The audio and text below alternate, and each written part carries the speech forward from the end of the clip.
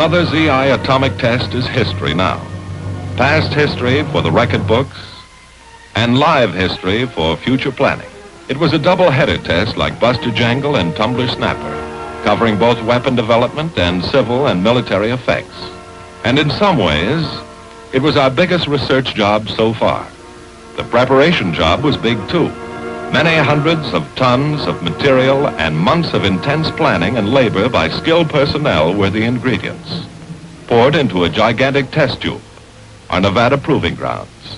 In the spring of 1953, the mixture boiled up in a series of 11 atomic detonations. Operation Upshot Knothole. The residue or end product of the reaction was knowledge, some of it in a yes or no form, immediately useful, and some of it requiring detailed analysis. The funnel into our Nevada test tube was the same old road up from Las Vegas. Nearly 80 miles of standard desert road which carries very little traffic when the proving grounds are quiet. Indian Springs was still primarily an Air Force support station for atomic test operations. The Desert Rock Troop encampment was in the same old place off to the left, after we turned off Highway 95. Inside the check gate and Mercury were living and technical areas and the field headquarters of the main test organization, a joint AEC and Department of Defense activity. From Mercury, the road goes roughly northward. It cuts through one range of hills. On across the valley of Frenchman Flat, then heads up into a notch in a second range. In this notch is the CP, the control point, the real nerve center and communications hub of the test site. This was the test manager's forward headquarters for the series, and primarily the center of operations for the weapons development program, Upshot. Looking out from the control point, an observer can see both of the major blast areas. Frenchman Flat, a dry lake bed, is still visible back in the valley we just crossed, though the actual ground zero point can't be seen. Yucca Flat lies on northward, in the next valley beyond the control point. 9 of Upshot Knothole's 11 shots were fired out here on Yucca between March 17th and June 4th. These 9, 7 tower shots and 2 airdrops, were the AEC's weapon development tests. While such tests are not the main point of this film, their trend, the goals they're aimed at, are ultimately of great importance to the military services. So since these tests are primarily the concern of Los Alamos Scientific Laboratories, we turn to Los Alamos for an outline of the concepts and the objectives involved. As usual, we're up to our necks, unraveling what happened in the last tests and getting ready for the next ones. Now, this weapon development business.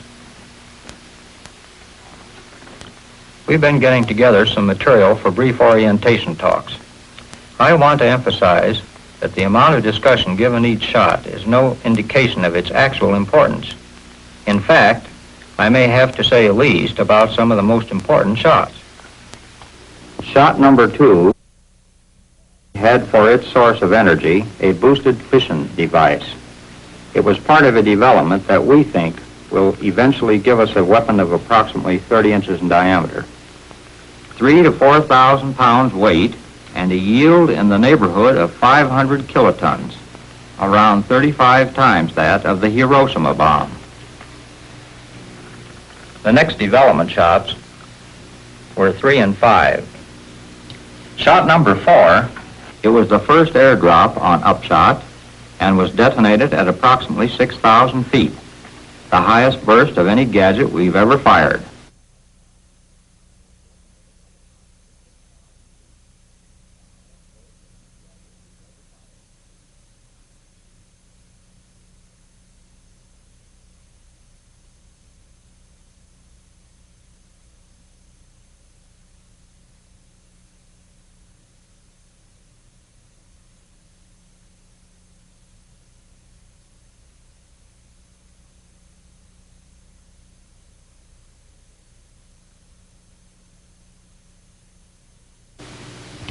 So, once over lightly at least, that winds up the story of Operation Upshot Knotholes weapon development program.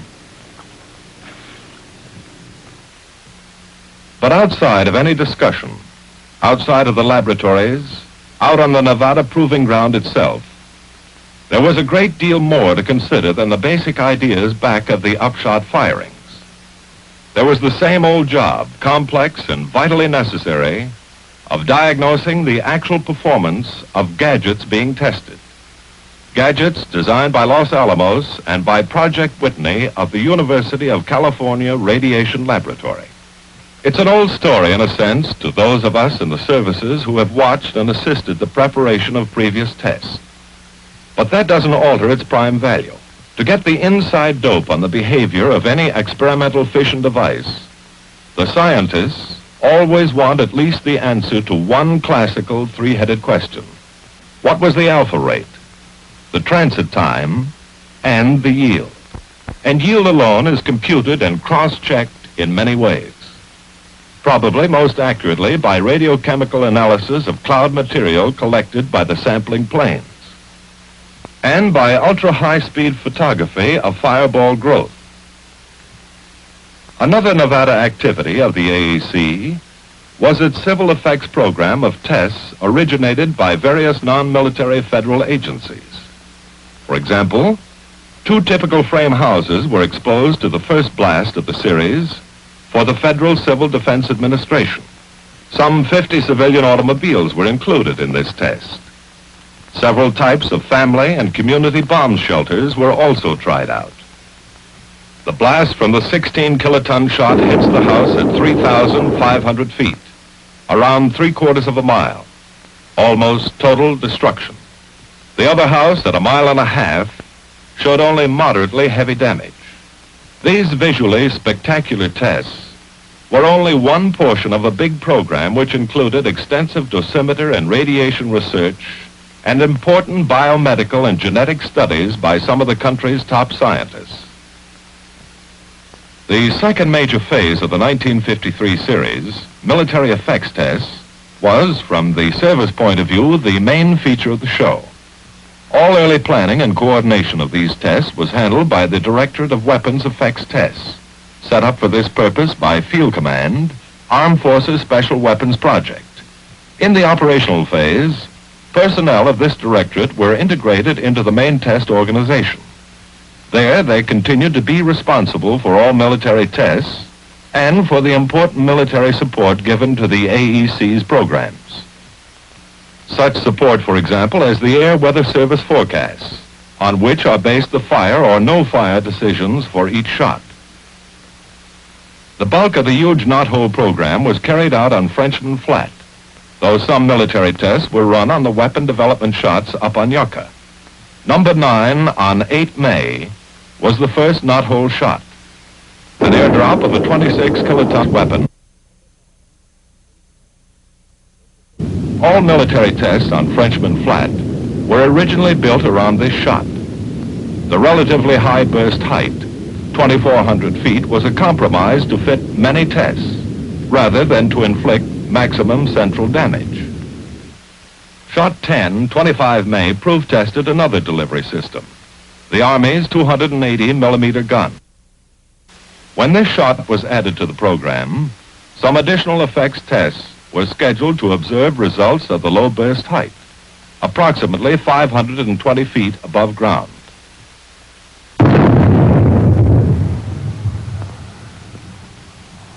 Since no gun-type assembly had been detonated since the Hiroshima bomb, the weapons development scientists had on this shot their first opportunity to study the nucleonic behavior and fireball configuration of such a device.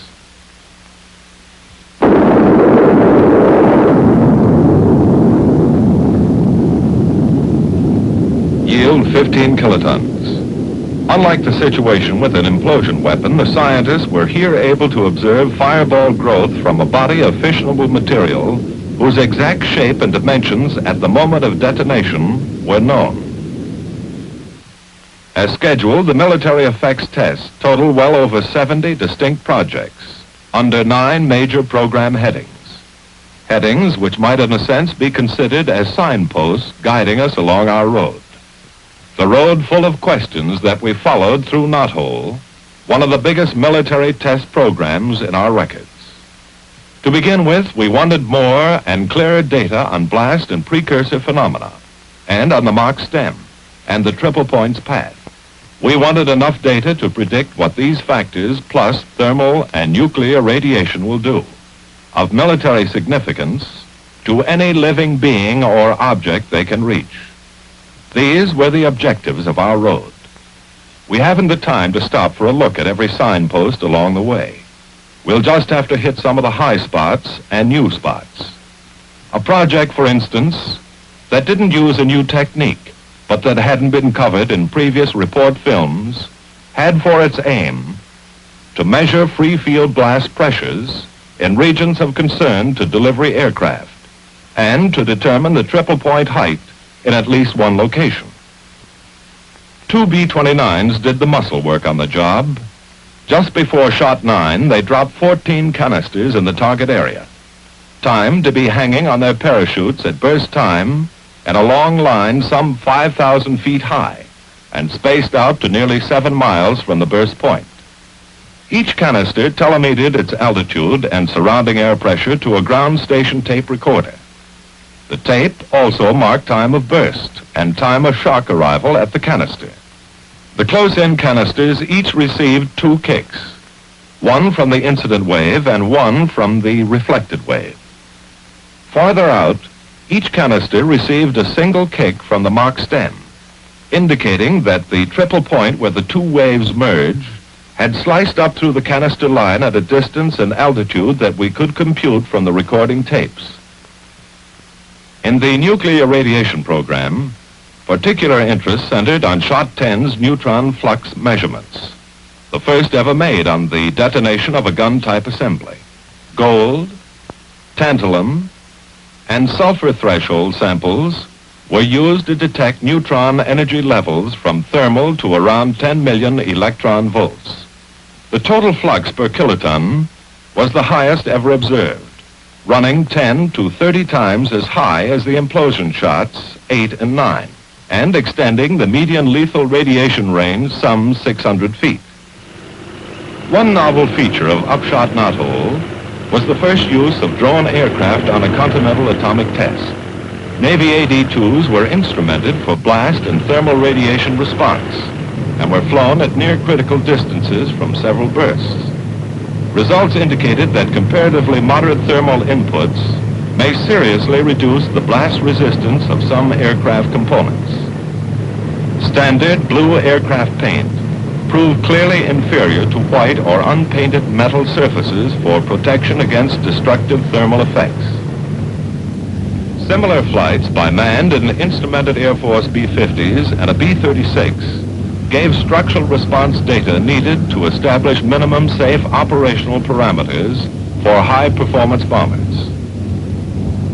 Other bombers from the Strategic Air Command flew in with the drop plane, testing techniques for obtaining yield, height of burst, and ground zero location, the 3 essential parameters of IBDA, indirect bomb damage assessment. On the biomedical program, Air Force QF-80 drones instrumented to measure gamma radiation and with test animals aboard were flown through atomic clouds at 30,000 and 32,000 feet. They were each controlled by primary and secondary motherships, and manned fighter escorts stood by to shoot down any drone that malfunctioned.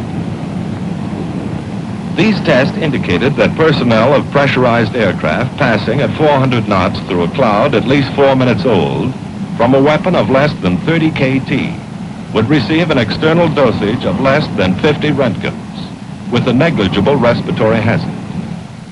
On the thermal effects program, one project concerned parked aircraft and aircraft components, an extension of previous tests. New data were obtained on structural weakening from thermal inputs too low to cause visible damage. Cloth thermal shields were proved to have considerable value in reducing damage to parked aircraft. Some aircraft fabrics were destroyed at levels as low as 2 calories per square centimeter, while magnesium sheet and foil-covered panels were undamaged by 20 calories.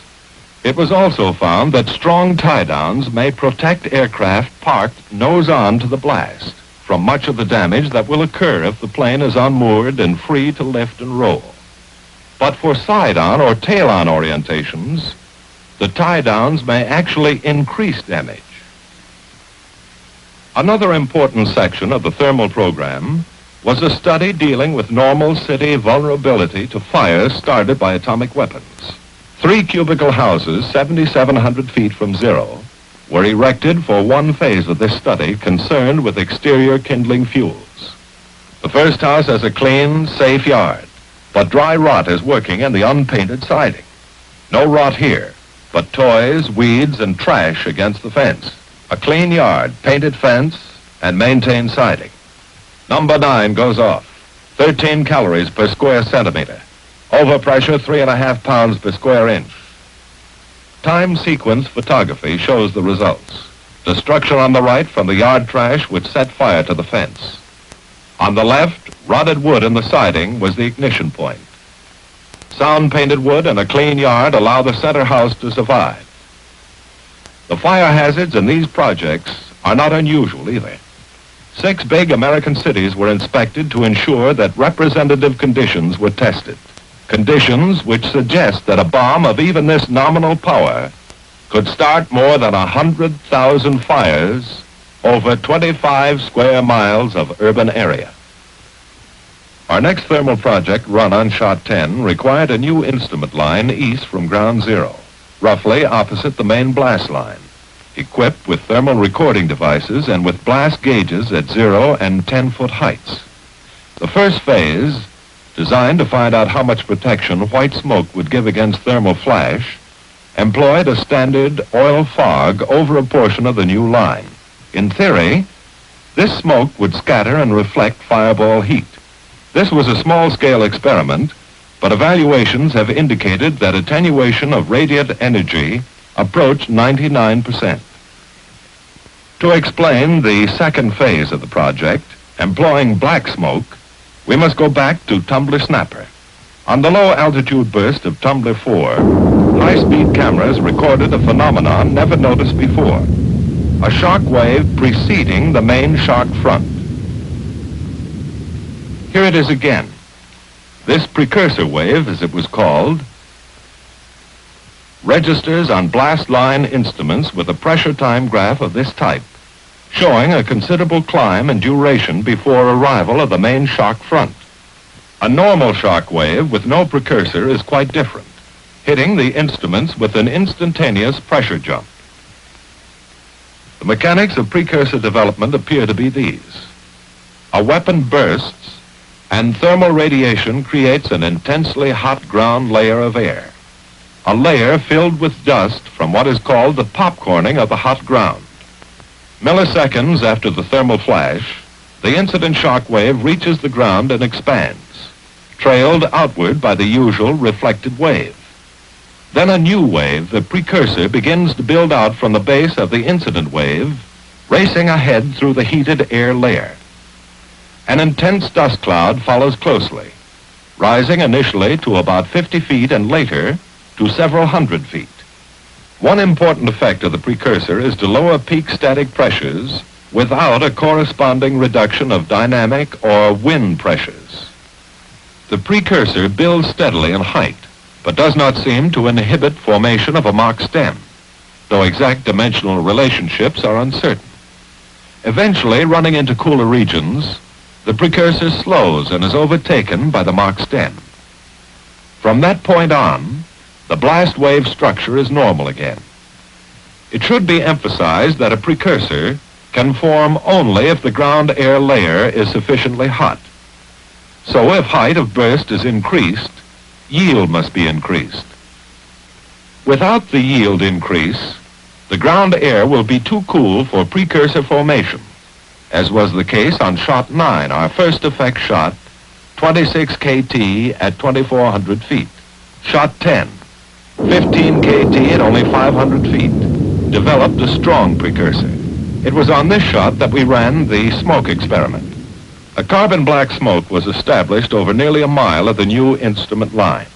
We expected that the top of the black smoke would absorb thermal energy and produce an extra hot layer well above ground, possibly generating a controlled super precursor at that height, or in some other manner reducing blast effects on ground targets. The experiment was handicapped to an unknown degree by wind billowing the smoke up to 300 or 400 feet, modifying the planned geometry. As it happened, the ground level precursor which developed under the smoke was stronger than the one in the clear, although it extended only half as far before decaying to a conventional blast form.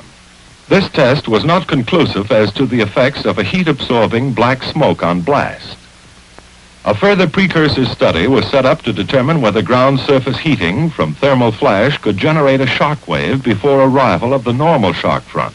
Panels 10 feet square, faced with variously heat-absorptive and reactive materials, were tilted for maximum exposure to the thermal radiation of the two effect shots. Post-shot study of the gauge records showed no clear evidence of thermally induced shock waves. We come now to the biggest program, the primary reason for shot 9, the first effect shot. The biggest program in sheer volume, in theoretical predictions confirmed or refuted, and in the mass of empirical knowledge gained.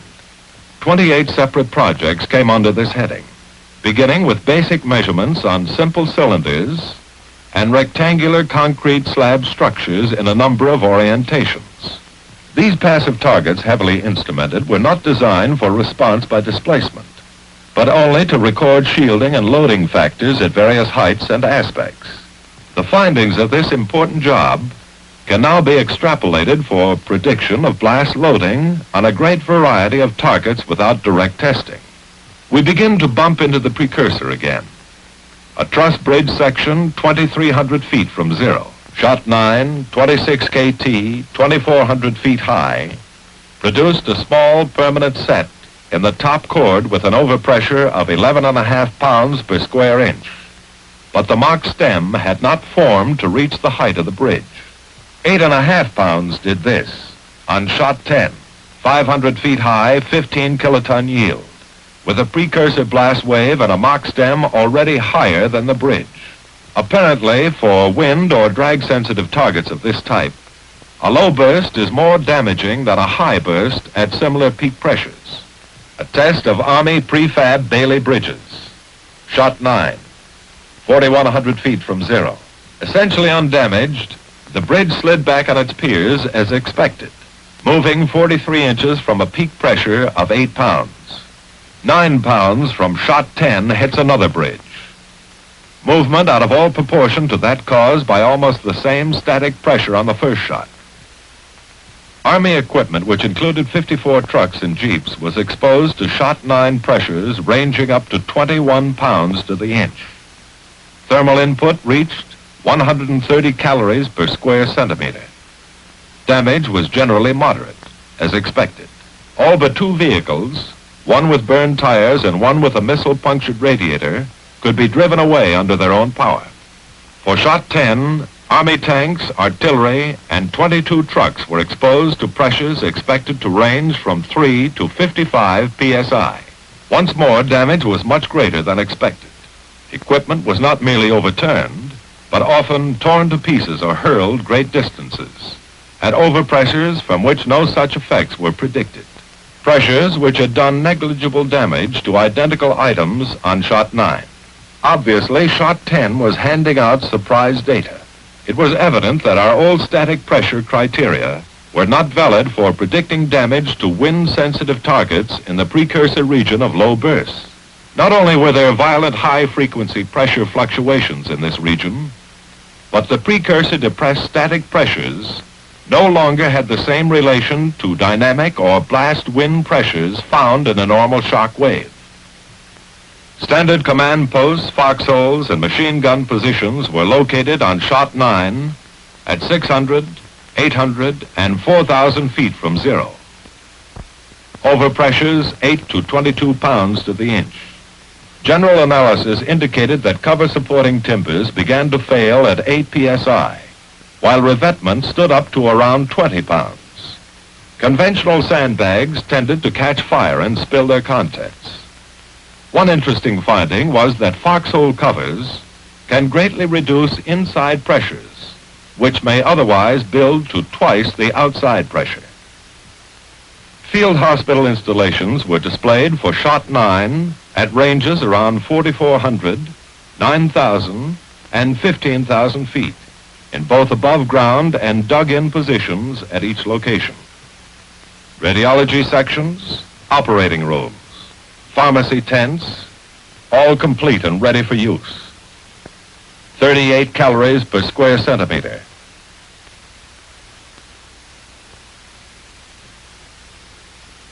£8 per square inch. Operationally, a complete ruin, although a few items of equipment were salvageable. Missile hazard was unquestionably heavy. The 15,000-foot installation, around 1 1/4 pounds pressure. Damage limited to collapse of the above-ground tents. A significant finding of these tests was that considerable protection to personnel and equipment would be afforded by revetting field medical installations. 6 Marine LVTs, landing vehicles tracked, at distances from 800 to 4,500 feet from zero, with pressures reaching 22 psi, 2,400 feet, overpressure 11 pounds. Damage was light on all vehicles. On Shot 10, the same vehicles varied from 1,000 to 3,450 feet from zero, pressures running up to 47 pounds. Shot 10 damage was again unexpectedly heavy as compared with Shot 9, with 1 vehicle destroyed and 3 severely damaged in the precursor region, which on this shot extends out to around a half mile from ground zero. These tests suggest that normal shock waves from high bursts will damage LVTs only moderately up to 22 psi, while low bursts will do severe damage above 12.5 pounds. Curtain wall panels on a series of concrete test cells, some with window openings, some without. The panels were constructed of various masonry materials such as brick, cinder block, clay tile, and combinations of these materials. Similar variety went into roofs and interior partitions. On Shot 9, 4.5 pounds overpressure does this, 6,700 feet from zero. 7 pounds here, 4,400 feet range. Unreinforced brick stood up fairly well, though cinder block and transite shattered. Walls with 20% window opening showed much greater blast resistance than blank walls, though damage to interior partitions was high. 3 frame structures with windows and skylights containing various types of glass and plastic glazings were set up at 7,600, 12,500, and 20,000 feet from Shot 9. Pressures were 4 psi or lower. A few conclusions that can be drawn now are that 1/4-inch clear plastic shattered least of the material tested. 1/4-inch wire mesh was the largest mesh effective in reducing interior missile hazard. Exterior jalousies were worthless, and explosion hardware has very limited usefulness and may even be disadvantageous. Signal Corps placed radial and transverse pole lines, underground wires, and aluminum towers at different distances to test damage effects and determine time required to restore communication facilities. On Shot 9, pressures of 7 to 9 psi knocked down the transverse pole lines at 3,500 and 4,500 feet and partially destroyed lines at 5,500 feet in the 5-pound region. However, radial pole lines end-on to the blast were almost undamaged. Similarly, towers at 3,400 and 4,400 feet were knocked down, and the one at 5,400 feet heavily damaged. At 6,400 feet, the top section of this 240-foot tower was made unsafe by 4.5 psi. Shot 10 damage to these installations was much heavier. The blast winds destroyed even the radial pole line to 2,500 feet, with static pressures by which it was undamaged on Shot 9. Air Force, Marine, and Quartermaster POL installations were given extensive testing. The major items were 5 and 55-gallon drum stacks, bulk storage tanks, and various subsidiary items such as can cleaning, metering, filtering, and pumping equipment. In general, Shot 9 damage was light or insignificant. There were minor gasoline fires. Drum and can stacks were scattered slightly in the maximum pressure areas, around 16 psi. 2 collapsible 900-gallon tanks were ruptured by 11 pounds at 2,600 feet. On Shot 10, results were unexpectedly violent. All stacks disintegrated, with cans and drums thrown hundreds of feet and left flattened or badly crushed. All marine fuel handling equipment was destroyed except one collapsible tank. Almost complete destruction occurred at better than 2,000 feet, at the same pressures that did trivial damage on Shot 9. A study of tactical importance. 145 ponderosa pines set in concrete, approximately 6,400 feet from Shot 9's 0. Instrumentation was thorough. A few major types being pressure gauges at 3 heights, time recording anemometers, pitot-type dynamic pressure detectors, and snubber wire arrangements to measure deflections. Pendulums were substituted for the lollipops of former operations to provide mechanical simulation of tree response. As on many of these projects, camera stations were set up to provide high-speed motion picture coverage of blast effects. Thermal input, 18 calories per square centimeter, resulting in only mild char on tree trunks, since the normal ground litter that will ignite at around 3 calories was lacking. Static pressures around 4 psi. Post-blast survey indicated that approximately 20% of the trees were broken, and the missile hazard from falling trunks and limbs would be substantial. There was scant reduction of static pressure inside the stand, but a 20 to 40% reduction of dynamic or drag pressures. Thermal shielding proved excellent, with negligible penetration beyond the 4th row of trees. 16 items of Army rolling stock were exposed on Shot 10 only. A 45-ton diesel locomotive, 1 riveted and 1 welded steel tank car, 13 boxcars loaded and unloaded of various types, 6,600 feet, 2 pounds overpressure, 4,400 feet, 4 psi, 1 empty boxcar turned over, 1 loaded car damaged, 3,400 feet, 6 psi.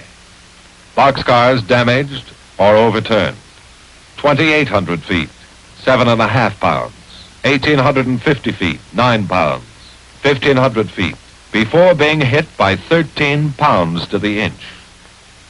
And here's the same view afterward. The frame of one of those tank cars was thrown against a building 200 feet away. A tank car body went 1,200 feet. The whys and hows of these excessive damage effects at static pressure levels where no such results were anticipated will require further study, as will the mechanics of precursor development over surfaces less suited to the development of heated ground air than the Nevada desert. While to date these damage effects have been observed in the precursor, it does not follow that attack conditions should be chosen to maximize precursor formation. Such effects may be characteristic of any low burst, without regard to precursor phenomena. Although high bursts are still required for optimum damage on many important targets, the tremendous destructive force of a low burst has brought about an interim restatement of damage criteria for drag-sensitive targets, and was the most important single finding of the military effects tests of Operation Upshot Knothole.